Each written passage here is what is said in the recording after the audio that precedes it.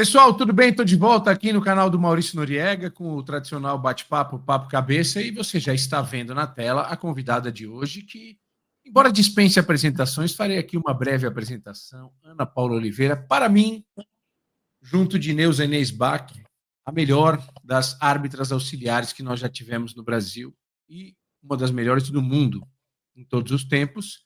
E hoje, uma importante integrante do mundo da arbitragem, dos conceitos de arbitragem, já foi comentarista, tive a honra de trabalhar com a Ana Paula Oliveira na Copa de 2006, aprendi muito com ela. Hoje é uma amiga muito querida. Ana, muito obrigado por você ter aceitado esse convite para a gente falar da tua vida, da tua carreira.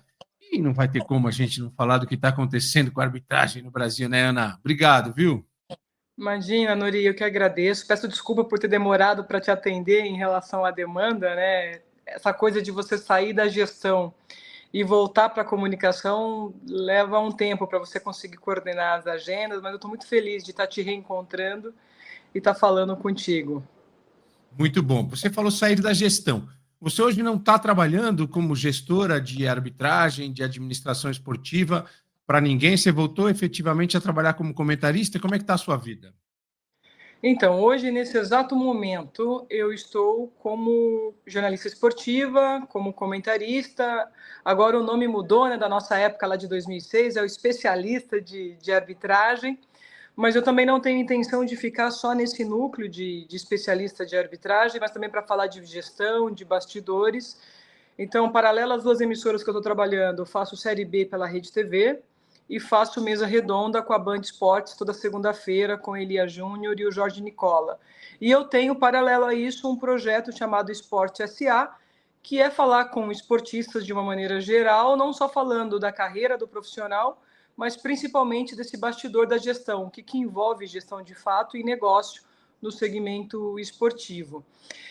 Gestão de arbitragem, gestão de futebol, eu estou um pouco afastada. Tenho estudado muito, vou agora emplacar um novo mestrado, que inicio no próximo ano, né, que é Economia e Gestão Esportiva. Quero sair das pós-graduação, né, porque, Nori, eu já fiz 5 pós-graduação, agora eu vou... 5.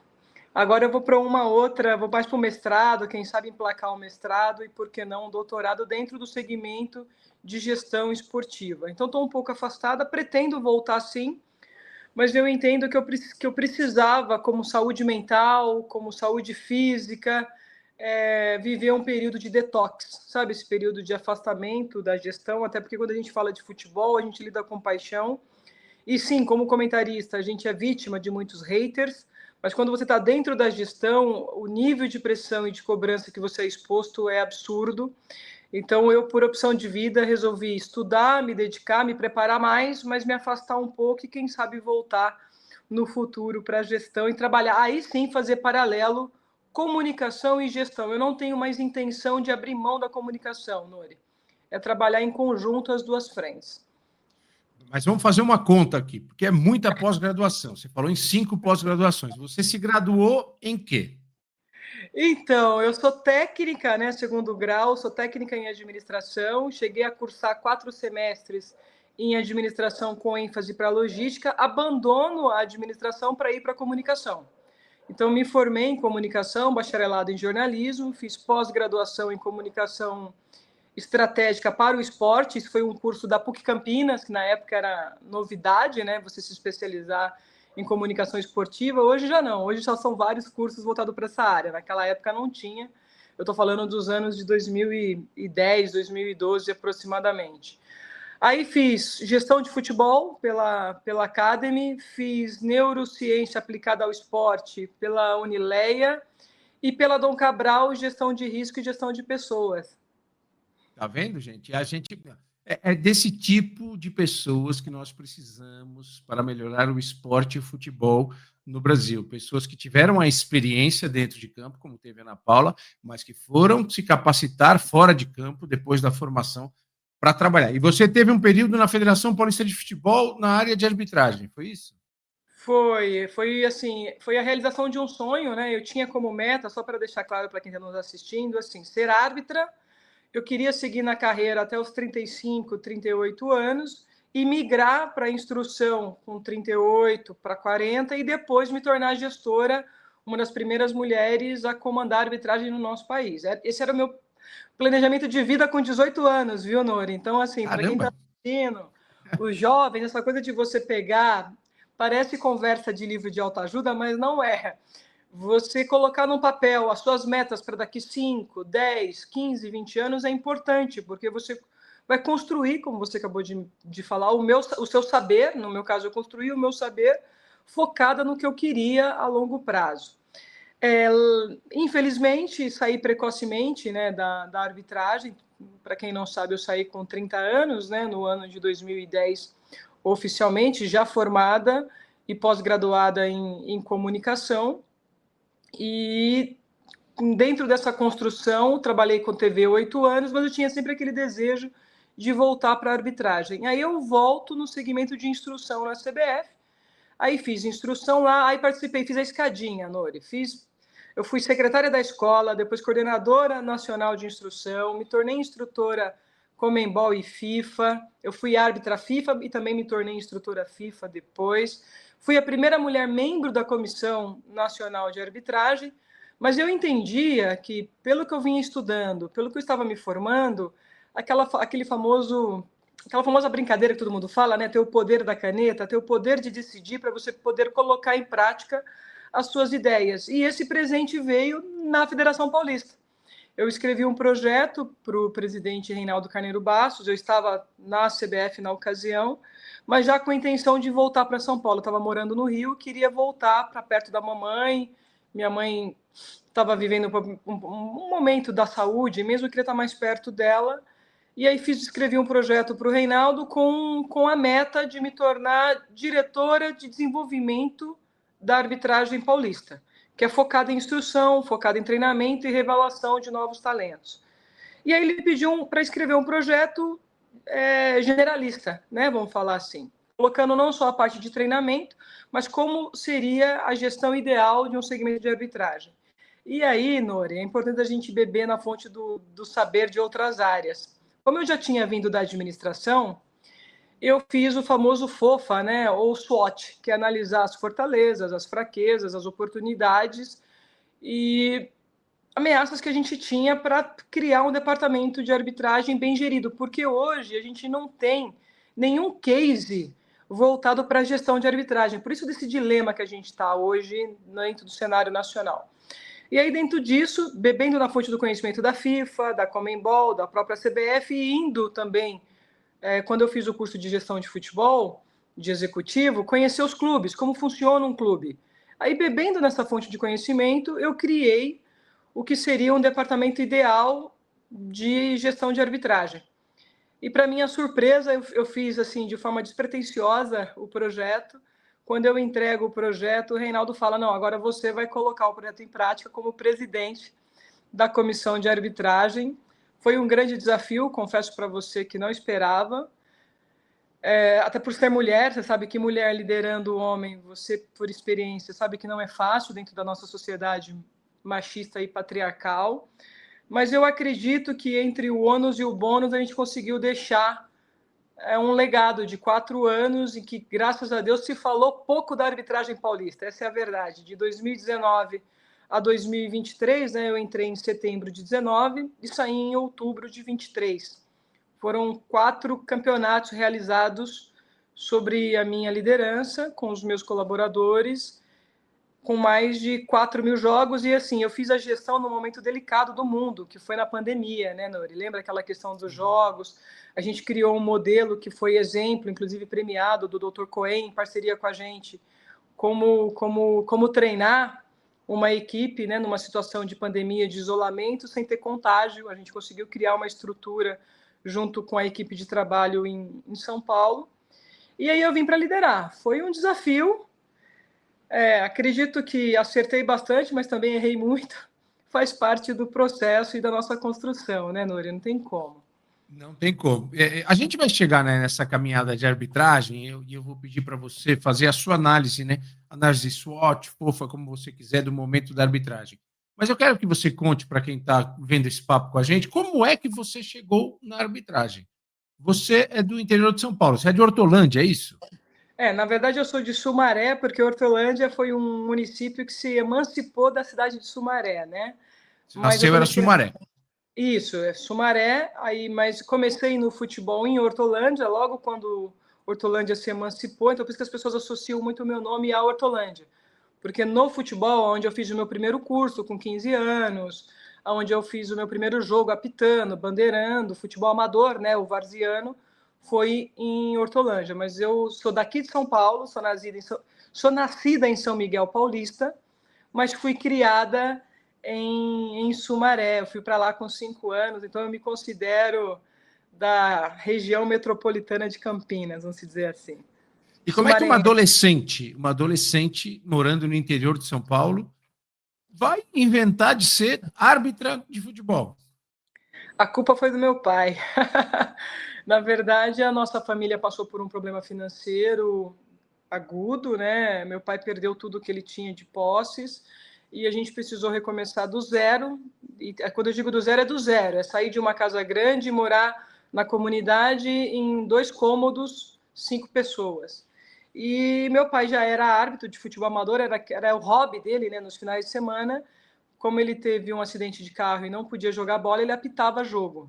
E se tornou um nome, Joel de Oliveira, no interior, é bem conhecido nos campos de várzea, em Americana, Paulínia, Sumaré, Campinas, toda a região metropolitana de Campinas ali, meu pai apitou. E foi nisso, ele falou assim, Ana Paula, você quer ajudar a gente, quer ajudar a sua mãe, a gente melhorar a renda aqui?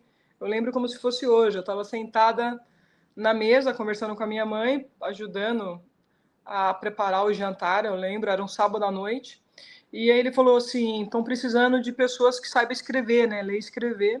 Como você é estudiosa, eu sugeri o seu nome, lá na Liga Hortolândia de Futebol. Então eu comecei para ser mesária, Nori, para ganhar, hoje seria R$ 20 por jogo, aproximadamente, para poder ajudar na renda familiar. E eu lembro desde a primeira vez que eu entrei no campo de jogo, me apaixonei, depois fui estudar e não larguei mais. E até hoje sou viciada, apaixonada por futebol, em especial a arbitragem.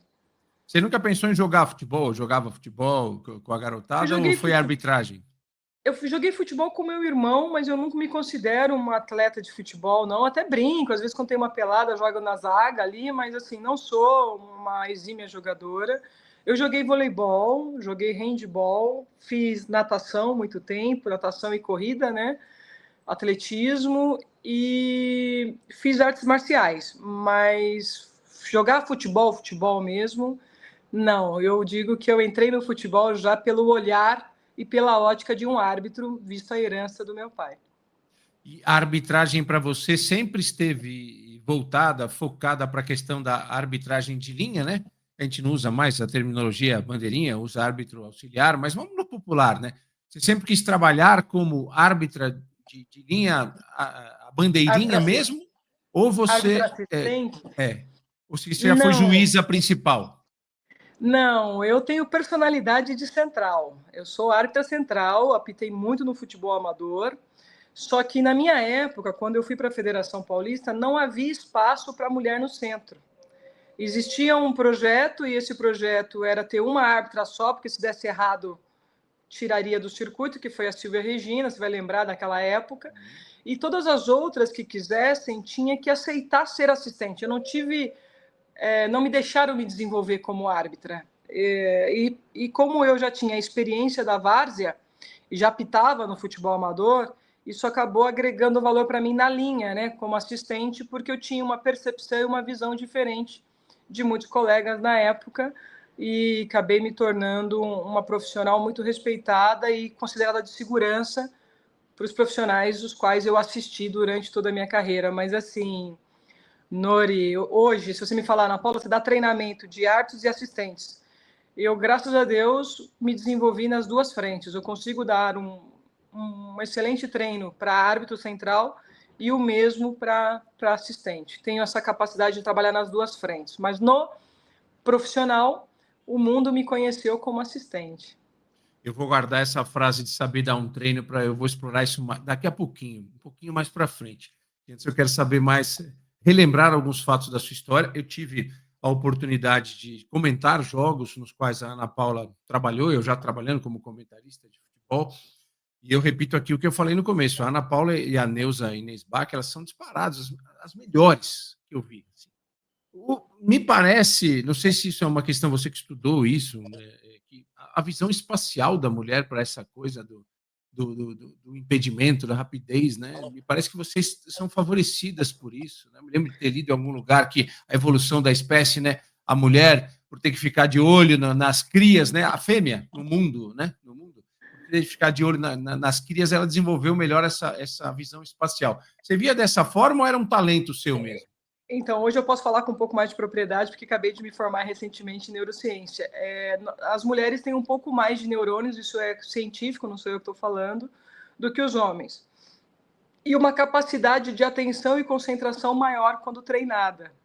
Então, na verdade, lógico que tem a questão do talento. No meu caso, comecei muito novinha, com estímulo já na visão do árbitro, né, de acompanhar meu pai, de entender como um árbitro se posiciona e ver o jogo. Mas eu acho que passa muito por essa capacidade de foco, que é o famoso superfoco. Hoje se trabalha muito, né? Os coaches hoje de treinamento trabalham muito isso para o atleta, né? Quando ele vai para o jogo, ele separar e se desprender totalmente da vida dele e ter um superfoco para aquele momento, para aquelas 2 horas. Então eu entendo que nós, mulheres, conseguimos ter, quando treinadas, porque não são todas, tá, Nori? Acho que isso é importante. Isso passa por treinamento, ter essa capacidade maior de foco. Agora, isso é o único exclusivo da mulher? Não, isso é para qualquer profissional de alto rendimento você trabalhar valências, porque muita gente não fala, mas a cognição, né, a gente fala, o cérebro também se treina, não se treina só a parte física, não se treina só a dicção, o como falar, o como se expressar. No meu caso, que tenho pensamento acelerado, eu tive que fazer psicofonoaudiologia para poder o meu pensamento acompanha a minha fala, né? Então, assim, então tudo se treina. Equilibrada. Dá equilibrada. E a mente não é diferente, então, e a mulher, ela consegue ter esse foco mais absoluto. Assim, a gente não se irrita tanto com questões externas. Acho que isso é um pouco também da mulher, como você falou, essa coisa de gerenciar tudo, de proteger, de cuidar. E olha que eu estou falando que eu sou uma mulher de personalidade considerada forte, né?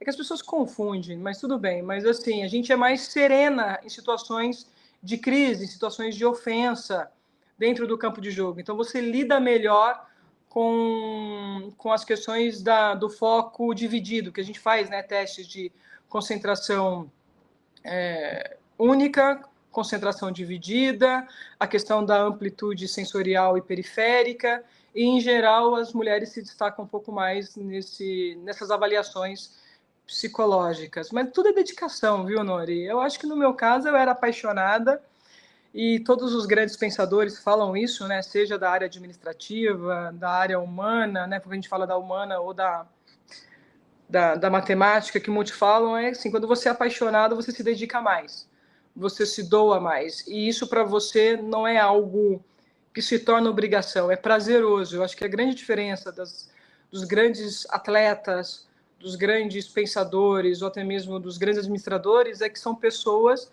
que amam o que fazem, então se dedicam mais, e isso não é um peso, porque quando tudo que a gente faz na vida se torna um peso, a tendência é a gente não corresponder. Então, eu acho que passa mais por aí. A Neuza é um caso desses. A Neuza é uma menina que veio do interior também.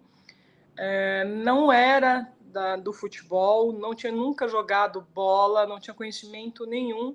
E olha o monstro, quando eu falo monstro no sentido positivo, que é a Neuza no cenário nacional e internacional, superando homens, inclusive em mundiais masculinos. Então, isso é fruto de muita dedicação, de muito estudo e de amar o que faz, e de querer fazer a diferença. E eu acho que a Neuza vai ficar muito tempo no campo de jogo, porque agora com o VAR, é uma profissional que deve ir até os 50, 55 anos, mas quando deixar também a arbitragem, não tenho dúvida que será uma grande gestora ou uma grande instrutora de arbitragem. Você falou de seguir uma carreira até 50, 55 anos, e há pouco tempo, nesse papo, você falou que parou cedo, né? Parou com 30 anos. O fato de você ter sido, em vários aspectos, uma pioneira, uma revolucionária, sua personalidade forte, e aquela situação da época em que você, dentro do seu direito absoluto e que não deve ser jamais contestado e criticado, decidiu aceitar um convite para fazer um ensaio e posar nua. Isso interrompeu a sua carreira também, Ana? Você acha? Hoje, vendo, depois de tanto tempo, isso atrapalhou a sua carreira? Muito, né, Nuri? Eu acho assim, já me perguntaram sobre isso e eu sempre digo assim, o ensaio, ele tem exatamente os dois lados da moeda. Um, que foi a possibilidade de eu ter dado condições melhores à minha família, né? Então, eu serei sempre grata a Deus por essa oportunidade, porque olhando para trás, naquela época, quando a gente comentou junto e que se pagava muito bem na televisão, a arbitragem se pagava muito mal, era como se fosse um valor de ajuda de custo. Não são os valores de hoje. Igual hoje eu sei que os valores ainda não são compatíveis, mas hoje um árbitro FIFA ganha aproximadamente de 8 a 10 mil por jogo. Na nossa época, eu fiz final de Copa do Brasil para ganhar R$ 400. Final de Copa do Brasil. Uma final de Copa do Brasil hoje você ganha 30 mil, o assistente ganha 15. É um excelente valor para a realidade de hoje. Muito bom. Então, eu não iria conseguir melhorar minha condição de vida sendo árbitra de futebol. Hoje, um árbitro de futebol que chega na Série A como eu, que fui a primeira mulher a fazer mais de 80 jogos na Série A, você se considera rico pelo valor que você vai receber. Eu não. Então, foi uma escolha altruísta no sentido de querer o melhor para minha família e eu sabia que ali eu poderia me sacrificar, como acontece até hoje, né, Noriega? A gente evoluiu muito, a sociedade avançou bastante, mas eu falo até mesmo como gestora, como instrutora, o homem ainda compete muito com a mulher. Acho que a gente não deveria competir uns com os outros, a gente deveria somar como seres humanos, é o meu ponto de vista. Acho que não tem que ter essa questão de gênero, homem ou mulher. Eu acho assim, igual, sou sua fã, e se eu tiver a oportunidade de voltar a trabalhar contigo novamente, qual o problema da gente trocar ideias, aprender um com o outro, você me corrigir e vice-versa? Eu não vejo com essa coisa meio apartheid, sabe? Eu não gosto disso, mas existe. Então, uma mulher, quando ela se destaca num cenário masculino, as pessoas sempre vão utilizar algo que, dentro da cabeça dela, a sociedade condena. E fazer um ensaio fotográfico nu, para muitos é artístico, como para mim foi, para outros não, né? Ele é meio pejorativo. Então eu digo que até hoje, como jornalista, como comunicadora que sou, gestora que sou formada, eu vou carregar essa sombra ou esse peso para o resto da minha vida, mas assim, carrego com gosto, não transformo isso em um peso. Lógico que eu tenho que trabalhar mais, eu tenho que estudar mais, igual agora no meu retorno para a televisão. Uma coisa é você trabalhar a comunicação para instruir, a outra é você trabalhar para informar e se comunicar. O tempo de resposta é curto, né? Você tem que ser muito, trabalhar com a síntese, diferente da aula, quando você dá uma aula, quando você treina um grupo, quando você gerencia um grupo de 600 pessoas, que foi o que eu gerenciei na Federação Paulista. E vão me cobrar sempre, vão colocar isso em xeque, os haters adoram citar isso, né? Falar, olha, você não comenta bem, o que você faz bem é isso. Nossa. E eu acho que a gente tem que ter maturidade para saber lidar com essa cultura ruim, essa cultura negativa, retrógrada, e seguir em frente. Até porque, se não fosse isso, eu não teria dado a casinha da minha mãe até hoje, Nora. Eu quis tirar a mamãe de lá, falar, mamãe, vamos vender, eu tenho um apartamento melhor, né, lá perto da Ponte Guarani ali. Eu sou tão apaixonada por futebol que eu comprei um apartamento exatamente na rua que divide a Ponte e o Guarani, ali no Proença de Campinas. Ali. Aí eu falei, mamãe, vai pro meu apartamento, deixa a gente vender aqui. A mamãe agora tá sozinha, né? Todo mundo saiu de casa. Aí ela fala, Ana Paula, não precisa reformar mais, a casa tá precisando de melhorias, porque você realizou o meu sonho quando você me deu essa casa. E eu me sinto realizada por ter realizado, ela fala, né, o meu sonho, você me deu esse sonho. Então eu sou muito apegada à casa. Olha que coisa interessante, isso me marca e me emociona, porque é uma casa modesta, é uma casa simples, num bairro simples da cidade de Sumaré, que eu tenho muito orgulho, mas que a minha mãe ama de paixão, e para ela é a maior conquista da vida dela. Então, são coisas da vida, são escolhas que têm seu ônus e bônus. Nori, é assim.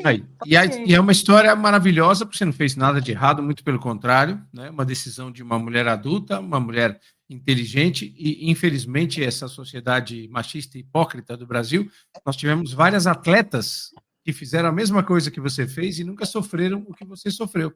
Muito É pelo porque eu trabalho contrário. no futebol, né? Eu Mas escolhi uma então, área que é o futebol. E as pessoas, não sei, o mundo do futebol é um mundo à parte. Eu falo isso para todo mundo. Trabalhar com atrasado, futebol retrógrado pra caramba. é um mundo à parte. E, assim, tem que investir muito na saúde mental. Mulher trabalhando com futebol, seja na televisão, seja como médica, como fisioterapeuta, como gestora, como árbitra, treinadora, jogadora, precisa investir na saúde mental, porque é um meio complexo, né? Mas, Ana, deixa eu te perguntar uma coisa. Você ouviu de alguém, de algum dirigente? Alguém chegou para você, ó, por causa dessa questão do seu ensaio não dá mais? Ou foi a situação toda que levou a isso?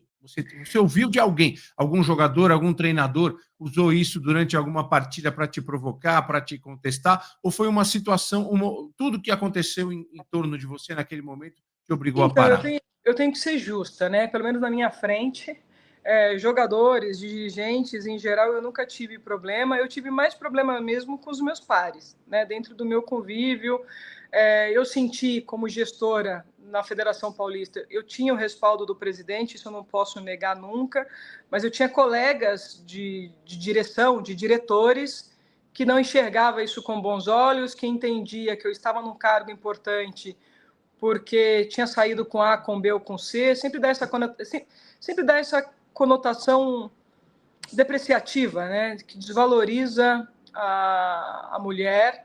Então, sofri esse tipo de preconceito já como gestora, já com um currículo e com uma história bonita, construída dentro e fora de campo na instrução, mas que era colocado em xeque. Então, assim, por parte de dirigentes, de jogadores, isso nunca aconteceu. Se falam num reservado, nunca foi frente a frente comigo. Agora, no frente a frente de enfrentamento, de ouvir, igual lá quando eu era árbitra, e usaram isso como desculpa para interromper minha carreira, e depois, como me tornei instrutora, muitos falavam assim, olha, você tem um potencial incrível para viajar o mundo, mas esse pesar, sempre tinha um pesar, né?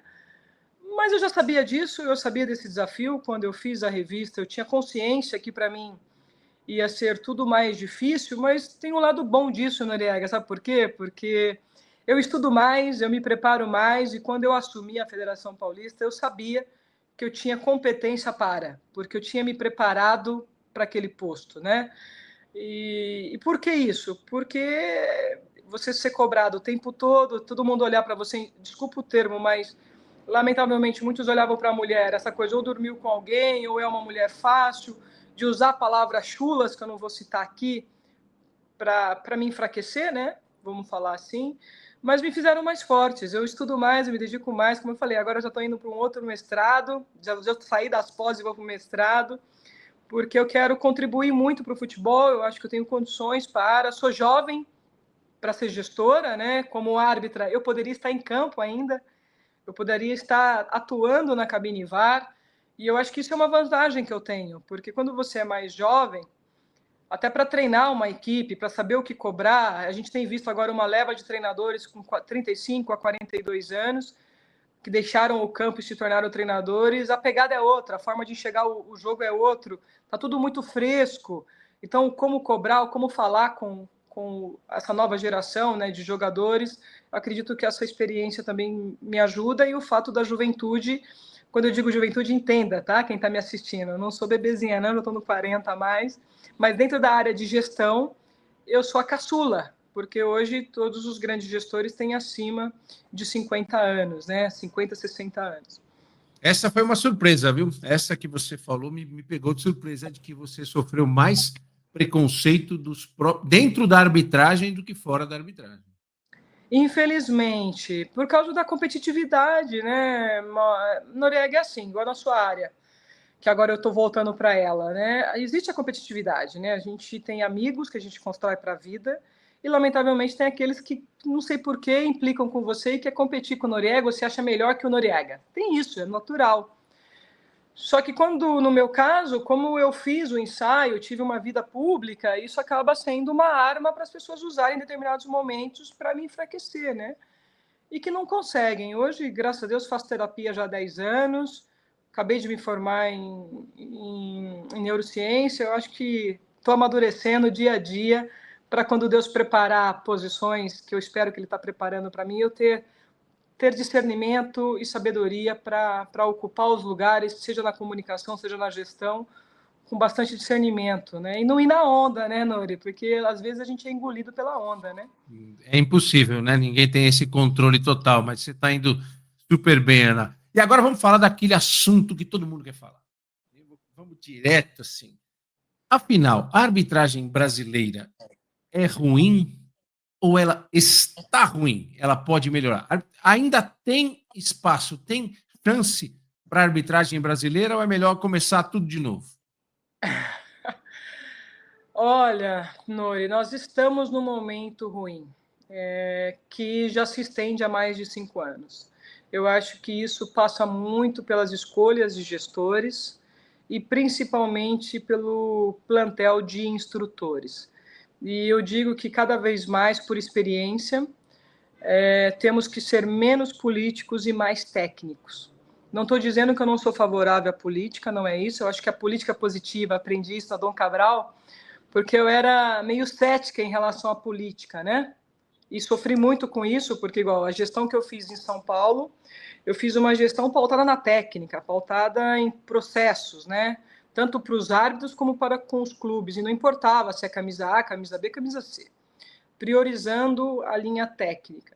Mas eu entendo também que a política positiva, que é a política do bom relacionamento, da construção de diálogo, da boa escuta, de saber ouvir, entender e praticar a empatia com o outro.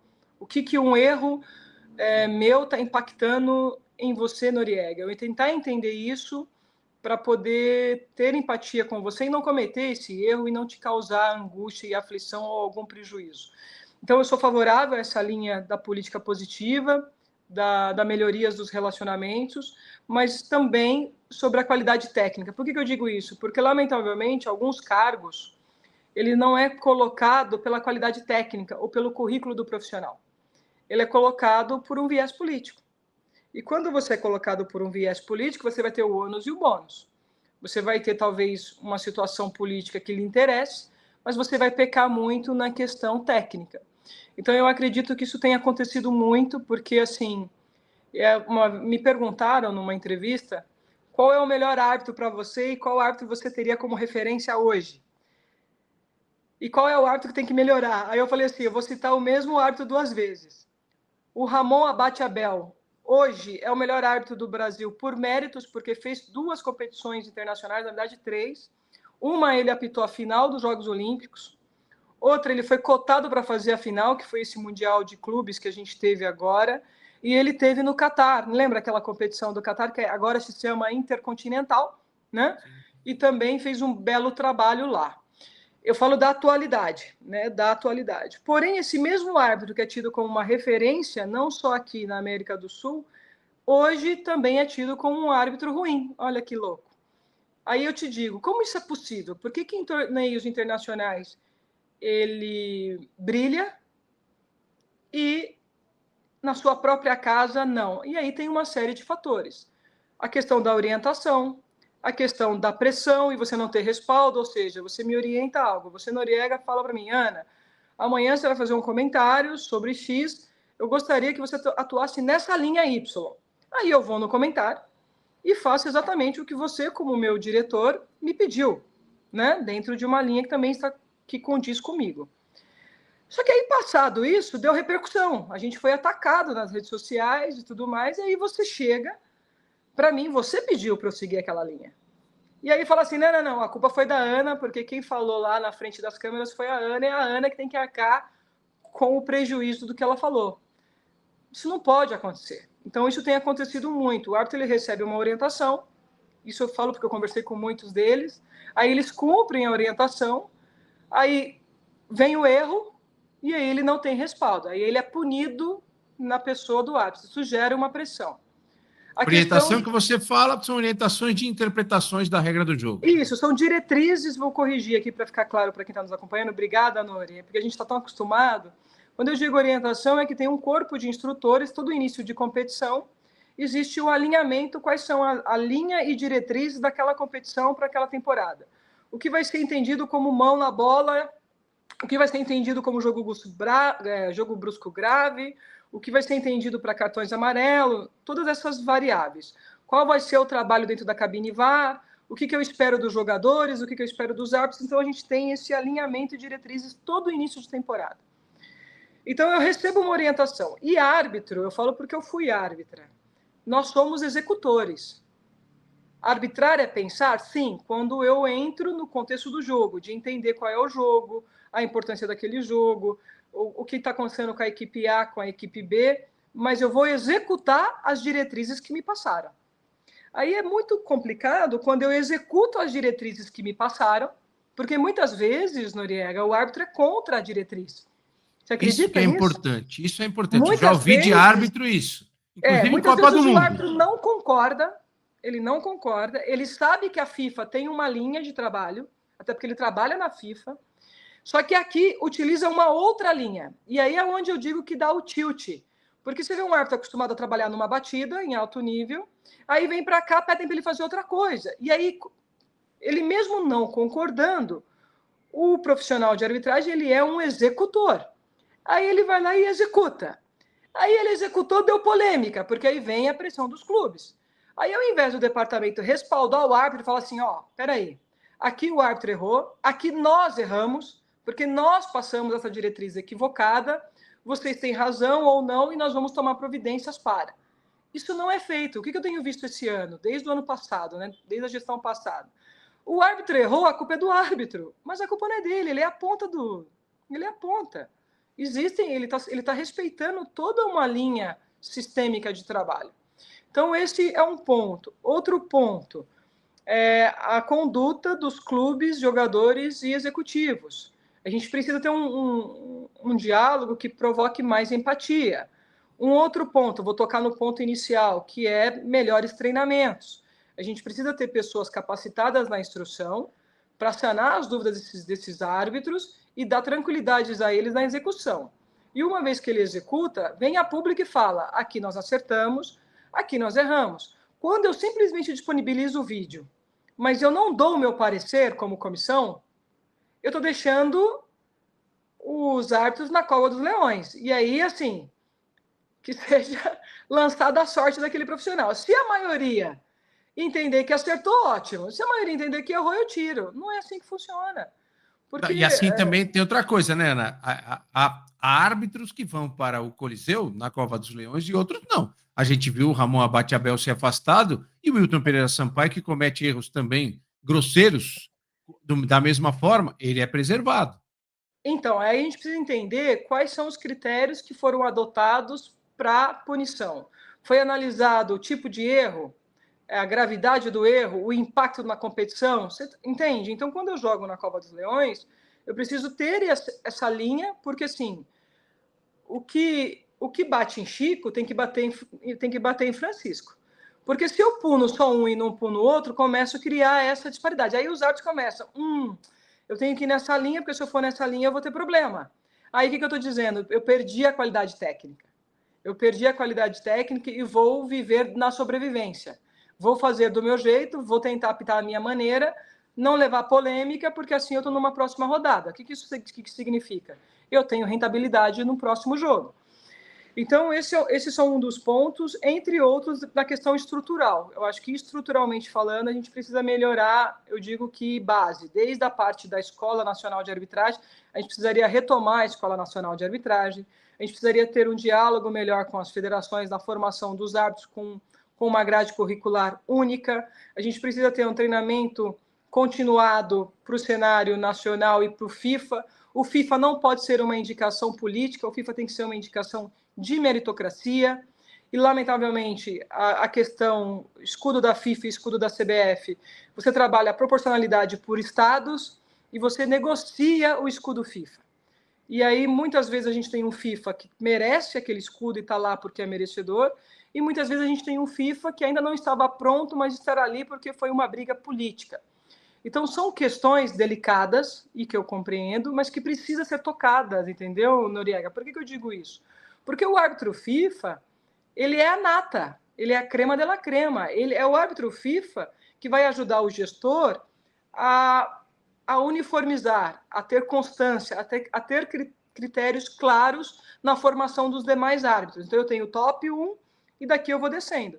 Se os meus tops, né, os meus 40 árbitros FIFA, não são qualificados ou não estão apitando bem, eu estou fazendo uma má gestão. Você percebe? Ou eu escolhi mal esses profissionais, ou eu não estou preparando eles a contento, ou igual sala de aula, que aí eu vou usar como professora. Quando você dá uma aula e a média da classe tirou 8, você aprova que você foi um bom professor e eles entenderam a sua mensagem. Quando você dá uma aula e todo mundo tira 0, o problema não está nos alunos, está no professor que não se fez valer, não se fez compreender. E a gente está vivendo um cenário que, assim, a arbitragem como um todo não está bem. Os FIFAs não estão bem, os árbitros experientes não estão bem, e os novinhos estão perdidos. Porque, assim, para onde eu vou? Eu não sei para onde ir.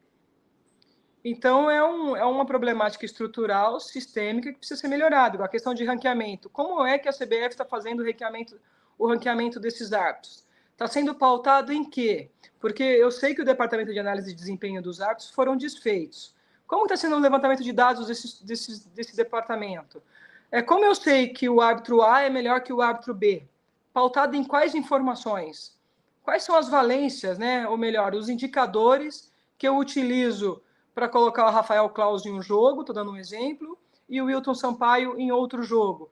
A gente não tem isso claro. A gente não tem isso. E aí vem a pressão também. Tem time A que não quer esse árbitro no jogo dele, time B Então, também mas não quer será aquele. que o time deveria ter esse poder? No meu entendimento, não. Mas tem, né? A gente sabe que então, tem. quando o Abel traz a questão de um departamento de arbitragem independente, eu concordo com ele, porque assim, o clube não pode vetar árbitro. O clube não pode escolher se é A, se é B ou C. Agora, eu, como gestor, tenho que chegar para um clube grande, de camisa, A e B, e falar: olha, esse árbitro aqui você não quer, só que ele fez 10 jogos, ele acertou 50 situações altíssimas, sabe, assim, de grau de dificuldade alto. O melhor momento hoje é ele, e é ele que vai para o seu jogo. Porque eu estou te dando o que eu tenho de melhor para o momento, porque futebol é momento. Seleção brasileira é momento. Grandes jogos é momento. Qual é o melhor árbitro para aquele momento? E aí eu vou explicar para os clubes o porquê da escolha. E aí eu fiz a escolha. Deu tudo errado, a culpa é minha. Porque eu me pautei, eu me respaldei, mas lamentavelmente a gente tem um ponto de subjetividade que é um dia ruim, o momento do árbitro, algo que possa ter acontecido que impacte diretamente no desempenho dele. Assim como o jogador. O atleta vai errar e o técnico vai errar também. Mesma Né? coisa. Então, a gente está dentro de uma variável aceitável quando eu trabalho análise de desempenho de profissionais. Seja do campo de jogo jogador, árbitro, seja no campo administrativo, falando de comissão técnica e comissão técnica de arbitragem. Você falou profissional, Ana. Desculpa te interromper. Sendo muito direto e reto na situação, é possível que haja arbitragem profissional de futebol no universo do futebol, que a arbitragem seja uma carreira, que você falou, Escola Nacional de Arbitragem. Qual carreira que você quer fazer? Eu quero ser árbitro de futebol profissional. Isso é possível ou não? Não, hoje já é. A gente tem um problema sério quando a gente fala do árbitro profissional. O árbitro ele já é reconhecido. Hoje você pode colocar lá, eu vou comprar um carro e quero fazer um financiamento. Qual é a sua profissão? Árbitro de futebol. Isso já existe. Ela não existe. Ela pode existir extraoficialmente, mas você não tem um contrato de trabalho. No governo Dilma, isso foi regulamentado, assim como a profissão de advogado, assim como a nossa profissão. O que não tem, que as pessoas brigam, é uma legislação de amparo a esse profissional liberal em especial, porque o jogador de futebol, ele também é amparado, né? Ele também é uma profissão, mas os clubes têm a obrigatoriedade de contratar, de pagar luvas e tudo mais. No caso do árbitro, ele entra como profissional liberal, que ele pode ser uma CLT, como não. Se as confederações e federações quiserem trabalhar com os árbitros no formato CLT, elas podem. Não há nada que impeça isso hoje. Isso vai muito do interesse de cada instituição. Eu tenho um clube, igual eu sou sócio de um clube em Campinas, e esse clube organiza o campeonato amador. Se o clube quiser contratar, um exemplo, 20 profissionais e pagar por mês para ter à disposição, pode fazer isso. A grande problemática é exatamente essa, porque quando você é contratado na CLT, você tem como obrigatoriedade de leis, né, de direitos e deveres, de entregar uma produção XY. Qual que é a indagação do profissional de arbitragem? Será que ele vai conseguir entregar essa demanda? E aí a discussão, será que o árbitro pode ser tratado igual o jogador quando lesiona? Mas aí a gente está falando de lesão. Esse é um ponto. Mas e de tomada de decisões? O jogador ele pode errar, acertar, ele é titular ou ele é suplente, ele está recebendo o mesmo valor. No caso do árbitro, até que ponto isso é interessante para quem contrata? Entende o que eu estou querendo dizer? Porque eu te contrato, aí você vai e faz um excelente jogo, eu te dou um valor fixo. Vamos pensar no árbitro como se fosse um representante comercial. Ele tem um salário fixo e ele tem uma comissão por entrega. Então, o árbitro ele tem um salário fixo para treinar, para se dedicar, e a cada jogo que ele faz, eu dou um plus para ele. Só que aí ele não faz uma entrega boa, ele vem de 4 jogos ruins. E eu preciso afastar esse profissional por 30 dias. Eu, como empregador, estou tendo prejuízo. Eu falo que a gente tem que pensar no todo, tá, Noriega? E eu também entendo, sou favorável à profissionalização, mas eu também entendo assim, não adianta nada quando a gente fala de atleta, eu profissionalizo, mas eu tenho um árbitro profissionalizado, um exemplo, no Pará. E aí eu tenho que fazer ele se deslocar a cada 15 dias para treinar no Rio de Janeiro. Isso é viável? O quanto eu vou gastar de logística? Como eu vou monitorar esse profissional? Igual o controle que muitas empresas fazem de home office. Como eu vou controlar o nível de treinamento, o nível de sono, mas o essa nível de situação já performance? existe. Ela já existe, Entende? ela só não está regulamentada. Ela pode não estar regulamentada, porque você disse, existe hoje a profissão de árbitro de futebol, mas o cara sai aqui, ele apita no domingo no interior de São Paulo, por exemplo, e ele vai apitar no meio da semana, muitas vezes em outro país até, em outra competição. Isso já existe. O que eu acho que falta, sim, aí você vai me responder que você viveu do outro lado do balcão. Eu acho que falta coragem, vontade política e também vontade econômica das federações e da CBF resolverem quem vai contratar, quem é o responsável. Porque, por exemplo, piloto de navio trabalha 6 meses do ano e os outros 6 meses do ano ele não trabalha.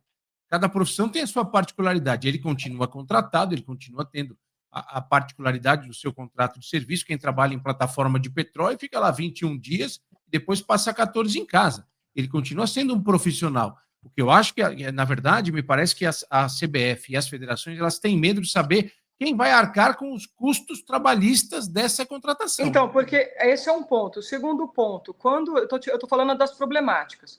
Quando você contrata, uma vez que você contrata dessa maneira, seja PJ ou CLT, você pode ter as ações trabalhistas pós. Porque o profissional que trabalha numa central de petróleo, ele está amparado dentro do quesito de insalubridade. Então, obrigatoriamente, ele precisa voltar para casa e ficar um período. Se você fica exposto em alto risco durante 6 meses, obrigatoriamente, aquela lei ampara que esse profissional esteja resguardado 6 meses fora, porque está envolvendo saúde mental, uma série de fatores de questão de isolamento.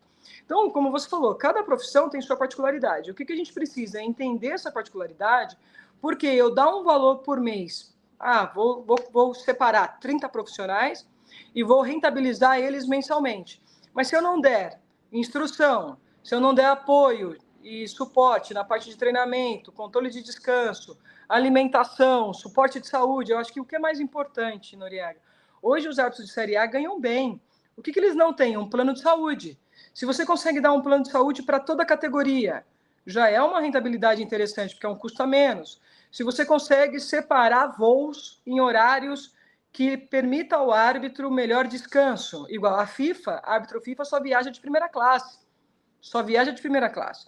Porque parte do princípio que se eu estou deslocando você e você vai vir para um trabalho, você precisa chegar descansado. Então, eu te dou primeira classe para você dormir, porque eu posso cobrar de você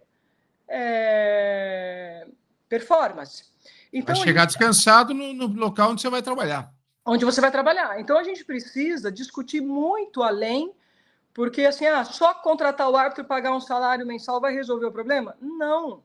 Ajuda, vai dar uma segurança mínima, mas não é o suficiente para erradicar erros. E detalhe, por mais que a gente dê uma infraestrutura extraordinária, eu vou te dar como exemplo a Alemanha, vou te dar como exemplo lugares em que eu fui. Eu fui para a Alemanha, fui para a Espanha, tive em Portugal, e estive na Premier League. De todos, o que melhor funciona, na minha opinião, Premier League.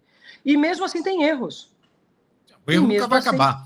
E mesmo assim tem erros. Então a gente também tem que parar com essa utopia, que eu vejo também que é um discurso em massa. Profissionalizar os árbitros, a gente vai resolver o problema. Não, a gente vai dar melhor condições a esses profissionais. Mas a melhor condição não é só o salário fixo. A melhor condição é pensar em todos esses outros fatores. Acho que a gente tem que se debruçar um pouco mais. O mesmo cuidado que a gente tem com o jogador, igual a gente fala, olha, a equipe X não tem recurso, pegou um voo fretado ou viajou no pinga-pinga e por isso não respondeu. Esse mesmo pensar a gente tem que trazer para a arbitragem.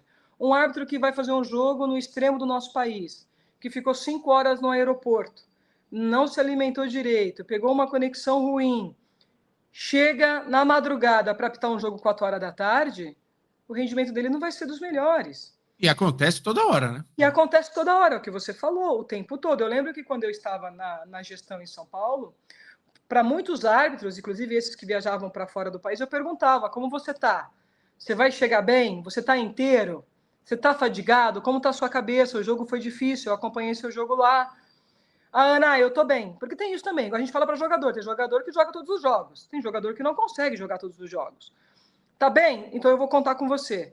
Alguns já me ligavam, Ana, por favor, nessa rodada eu não posso estar, porque eu cheguei tal horário, não vou conseguir corresponder. O árbitro precisa ter essa tranquilidade e essa liberdade de falar com o seu gestor também.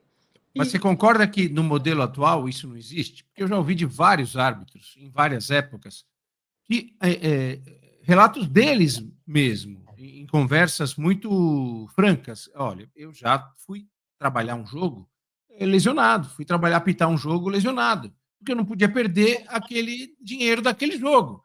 E, obviamente, que eu não corri o que eu deveria ter corrido. E aí você entra na situação, o jogador de futebol, ele tem um problema, uma lesão grave, ele vai passar por uma cirurgia, o clube, por mecanismos profissionais e contratuais, ele tem que garantir o contrato desse jogador até ele se recuperar, durante a recuperação dele. Então, veja assim, quando eu falo de profissionalismo, eu não sei, não tenho aqui, sou dono da verdade, saber para ter uma solução para isso. Eu vi, por exemplo, da Inglaterra, que você falou, que é mais, que me parece o mais adequado, né? Tem uma empresa que presta serviço para a liga profissional, que contrata os árbitros, eles têm um valor fixo, se eles são árbitros, tem lá os 10 tops, e se eles são árbitros que apitam na Champions League ou na segunda Liga da Europa, eles vão apitar lá e eles têm o cachê deles lá também, mas eles têm um contrato que os transforma em árbitros profissionais da Premier League e com isso eles têm uma garantia, né?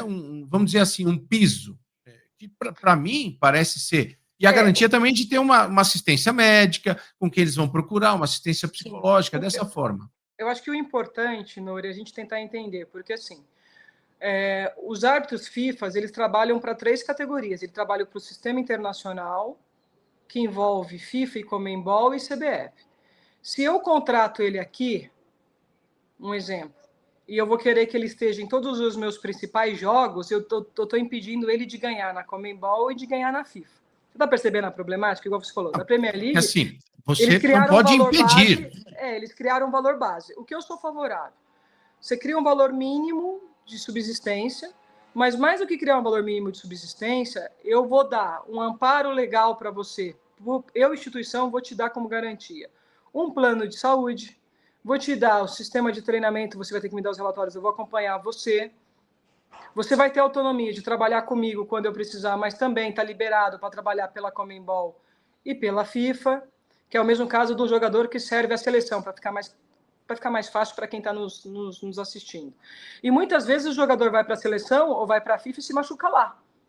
E aí eles voltam para cá, e aí o prejuízo é meu que contratei, não é de onde ele foi prestar serviço. Não, mas existe um contrato de seguro da CBF e da própria FIFA. Isso. E aí, quando você tem isso, o seguro é imediato, para você tratar, fazer a cirurgia lá, mas, em geral, a recuperação você faz sempre em casa, né?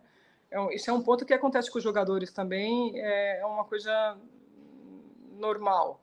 O seguro é para essas questões extremas, né? Essas questões extremistas. Então, acho que esse é o ponto que a gente tem que começar a pensar, porque não basta só dar um salário fixo por mês, mas é dar melhores condições de trabalho. E as melhores condições de trabalho eu tenho um departamento psicológico para atender todo profissional que teve uma arbitragem abaixo do esperado. E a manutenção desse profissional.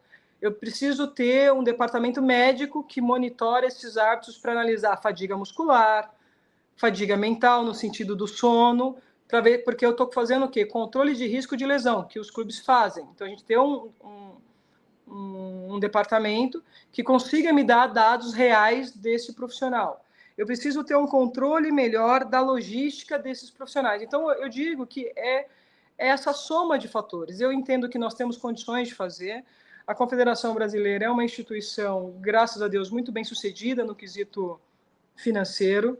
Porque o que me preocupa é também a gente ficar investindo demais em tecnologia, que eu acho que é um caminho que me agrada, mas não adianta nada eu investir em tecnologia se eu não tenho pessoas capacitadas e qualificadas para usar essa tecnologia. Porque eu sou um pouco assim... Nori, eu prefiro trabalhar por amostragem. Eu prefiro primeiro trabalhar forte meu alicerce. Então, o que é o meu alicerce? Meu material humano. Então, eu vou gastar 4 milhões na semiautomática, eu prefiro pegar esses 5, 6 milhões, 10 milhões e investir primeiro no material humano. Eu melhorei e capacitei meu material humano. Aí eu vou para a semiautomática. Você me entende? Porque, às vezes, a gente está indo igual. A gente tem o VAR, com um potencial absurdo. Fomos um dos primeiros países a utilizar o VAR no mundo e somos o país com mais problema no uso da ferramenta. O problema não está na tecnologia, o problema está no material humano que opera essa tecnologia. Então, eu preciso investir nesse material humano, eu preciso pagar melhor. Será que o caminho é contratar fixo? Ou se eu, como profissional liberal, eu melhoro a taxa da arbitragem, pago mais do que eu estou pagando. E ao melhorar essa taxa da arbitragem, eu vou cobrar desse profissional que ele tenha um compromisso maior e que ele cuide dele. Porque se eu te pago mais igual nós ganhamos, hoje, né, alguns por contrato, outros por job. Mas se você, igual eu estou me formando, ninguém está pagando a minha formação, eu estou investindo em mim. Então, o árbitro de futebol também tem que entender que, dependendo do patamar que ele está, quanto maior ele está, mais compromisso com ele precisa ter. Sim. Mais direcionamento de carreira. É gerenciar a carreira, igual você tem voz. Não dá para eu trabalhar todo dia, dependendo se eu tenho uma enfermidade ou uma tendência a lesionar a minha voz. Eu vou ter que saber escolher quais veículos eu vou atuar. Então, isso também passa por o árbitro. Eu sempre falava, se vocês são empresas, vocês precisam aprender a gerenciar a sua empresa. Mas o que acontece às vezes? Como tudo, como qualquer natureza humana, a ambição em excesso, a necessidade de competitividade em excesso. A gente está num mundo dos excessos, isso é preocupante. Porque às vezes você abrir mão de uma escala não é perda, é ganho, porque você tá lá na frente, né? Você está investindo em você. Eu não vou para essa escala porque eu estou cansado, eu peço dispensa porque eu estou cansado, eu me recupero e no próximo domingo eu vou fazer uma arbitragem sensacional.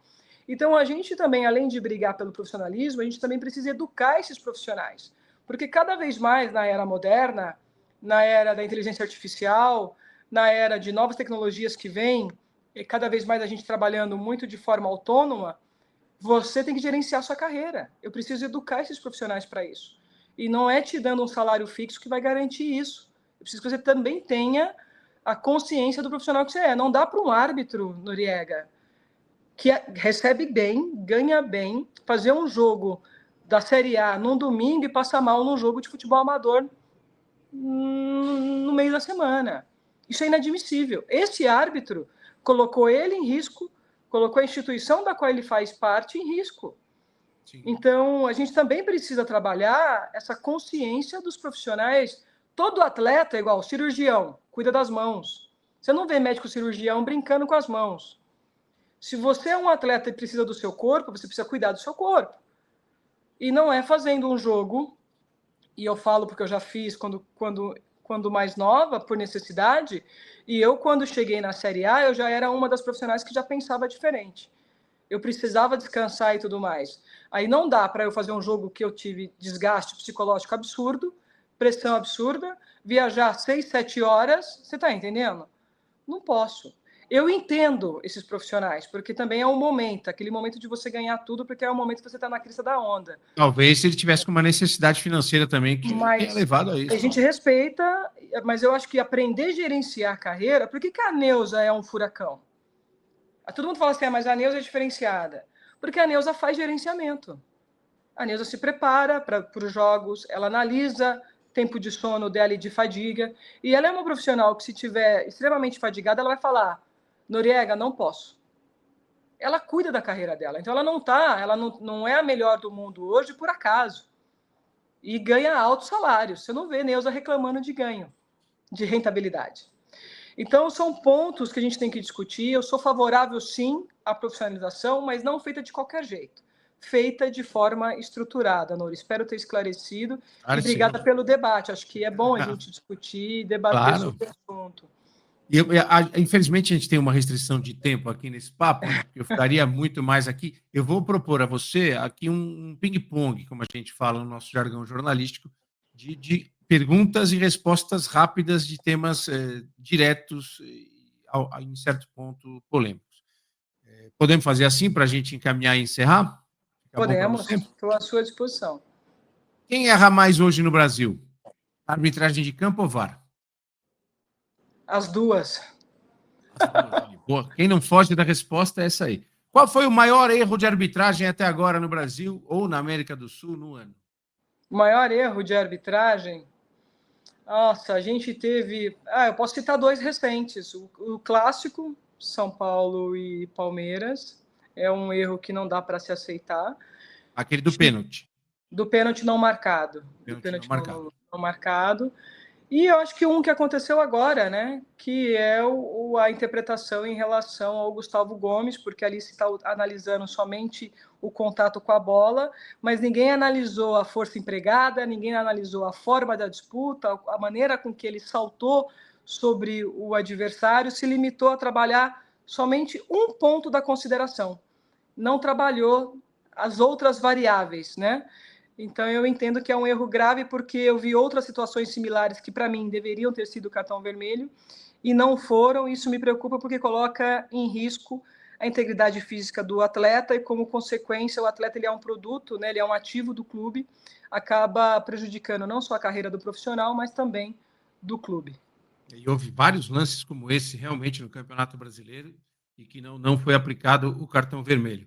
Você acha justo que um gol seja anulado por causa de um cara que tem o pé maior do que o outro? Aquela unha que fica à frente, isso é justo? Eu não acho justo, tanto que em São Paulo eu quis utilizar a linha que é usada na Premier League, que é uma linha com espaçamento um pouco maior, né? Que é uma linha que, quando você simplesmente toca, ela é muito bacana, porque ela não trabalha isso daqui. Ela trabalha assim, aproximou, ela favorece o ataque. Então, já existe essa tecnologia, nós ainda não utilizamos ela aqui. Eu gosto mais, porque eu não acho justo, respondendo a sua pergunta de forma direta. E você acha que, para melhorar o árbitro de vídeo, que eu acho que ele é um ganho, em todos os aspectos, ele é um ganho, com todos os problemas, a transmissão de TV, as imagens que são oferecidas por VAR trabalhar, elas têm que ser feitas e capturadas e oferecidas pela organizadora do campeonato ou pelas empresas que transmitem o campeonato? Eu entendo que, para você ter melhor resultado, e eu tive a honra de trabalhar com a FIFA, eu entendo que, quando a organizadora do evento detém das imagens e ela oferece as imagens, há uma segurança maior de você ter acesso a todas as imagens e, com isso, contribuir para o espetáculo. Porque quando eu tenho 4 ou 5 detentoras e cada uma usa uma câmera diferente, isso interfere, inclusive, no meu planejamento de treinamento e de trabalho com os árbitros e com a equipe. Então, eu sou favorável à organizadora do evento ser detentora das imagens. Também acho que é o melhor caminho. E uma coisa aqui, você não acha que tem que melhorar o linguajar da regra de futebol e o linguajar do árbitro de futebol? Porque, pelo amor de Deus, lance ajustado, causar impacto, nossa, é horrível isso, é horrível. Você não acha que muitas vezes o próprio árbitro, quando ele tenta explicar alguma coisa, ele fica tão preso a esse linguajar que ele não consegue explicar direito? Olha, louco que você tá trazendo, Noriega, porque eu acho que o linguajar, né, a comunicação, ela sempre pode ser melhorada. Mas a FIFA se preocupa tanto com isso e ela trabalha tanto com considerações, porque o que eu vou dizer para você é que aqui no Brasil a gente tem mania de inventar protocolos novos. Se a gente seguisse o protocolo da FIFA como ele é em sua essência, eu digo para você que a gente teria 70% dos problemas de comunicação solucionado. O problema é que a gente inventa muito vocabulário aqui. A língua portuguesa é rica, né? Ela tem sinônimos, antônimos, e permite isso, e isso acaba gerando confusão para o árbitro. Eu, se tivesse à frente da arbitragem, adotaria o padrão FIFA de trabalhar, em todos os sentidos. Muito bom. Ana Paula Oliveira, foi um prazer reencontrá-la, ainda aqui por vídeo. Você sabe da admiração, do carinho que eu tenho por você. Foi um papo muito legal, esclarecedor, uma troca de ideias, né? Um debate saudável em relação ao tema que está aí na cabeça de todo mundo que gosta de futebol, que é a arbitragem. Muito, muito obrigado, viu? Imagina, Nora, eu espero ter contribuído. Com você sabe que eu tenho uma grande estima e quando eu precisar estarei sempre à disposição, até porque não só você, Karsug, e todos os outros que estiveram comigo naquele ano de 2006, na minha primeira transmissão, e aí eu vou confidenciar para você agora de forma exclusiva. Vocês salvaram a minha mãe sem saber, porque eu arrumei uma briga com a categoria de arbitragem, porque eu estava como árbitra em atividade e fui fazer aquele comentário, mas a minha mãe precisava de uma cirurgia de emergência, aí eu falando da importância do convênio médico, né? Uma cirurgia de emergência na tireoide, suspeita de câncer na tireoide, no estágio avançado, e foi aquele cachê da Sport TV do ano de 2006 que salvou a minha mãe. Então, assim, sou muito grata a Deus e a vocês, e a maneira com que vocês me receberam de forma muito generosa naquele momento. Então, assim, meu amigo, muito obrigado, e quando precisar, estou à disposição sempre. Joia, bom saber que a gente pôde, naquele momento, ajudar você. Muito obrigado, Ana Paula Oliveira. Foi um prazer falar de arbitragem com você aqui no canal do Maurício Noriega, nesse bate-papo cabeça. Obrigadão. Prazer foi todo meu. Beijo. Tchau.